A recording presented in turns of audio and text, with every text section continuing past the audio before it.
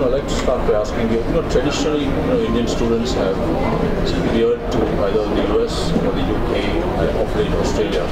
So what is company about New Zealand that Indian students, from an Indian perspective, should head to New Zealand? What does it have to offer? Well, there's a few things to acknowledge. One is that New Zealand has an outstanding education system, and that's been kept a secret so that we can educate all our own people first, but we need now to open the doors. And what we've found is, as Kiwis, we're quite reserved, but what we've found is through the internet and the opportunity to spread globally is that we have a lot more confidence now in our universities. Our 8 universities are ranked in the top 3% of all universities in the world. We have other institutions and polytechnics that provide flexibility and courses that are relevant. And it's almost like we've grown confidence, and my work certainly the last 2 years, confidence in the word that we're spreading, because there's other aspects towards an education, and that's learning life lessons. So travelling to New Zealand has some benefits. It's a safe place, it's a great place to do business, it's a wonderful lifestyle to live, plus a chance to experience a world-class education. And then maybe put that into a life experience. You look at Canterbury University that runs a magnificent engineering program.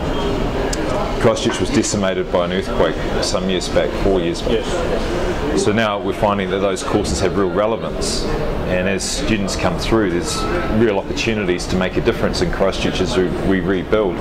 So rather than just have a qualification, you're getting that life experience. And New Zealand's competitive, but it's not as competitive in terms of numbers in India, and you get the opportunity to integrate into a university society that's embracing. New Zealand is a diverse country now. Auckland is a truly global city with its acceptance and welcoming of nationalities. And I just think we've grown up. The last sort of 10 years, New Zealand is really starting to back itself. Australia has always backed themselves, and we've been tucked underneath. But I just think through great leadership with our Prime Minister, and the country is now backing itself and speaking up. So the last 10 years really about pushing us forward and being confident in what we offer, and education is at the forefront. So of late, are you seeing a trend of not just Indian, but students from across the world coming into study in New Zealand? Yeah, there's huge. You can actually talk about Indian students because there's been a 60% increase in the last 12 to 18 months of students coming to New Zealand, which is a phenomenal number.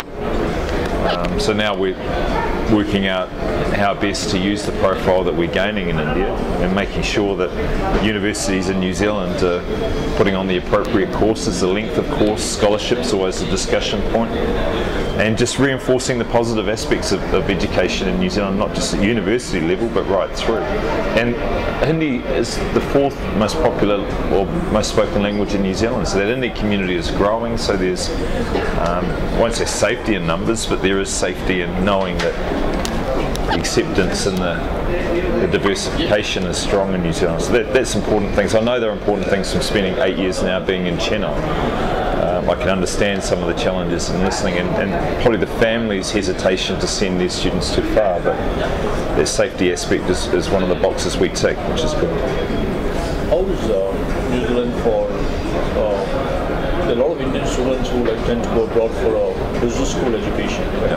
Typically they go to, whether it's the Giant Business School at Cambridge or universities. So do you find can New Zealand offer a world-class business school education at very competitive? Yeah, we can.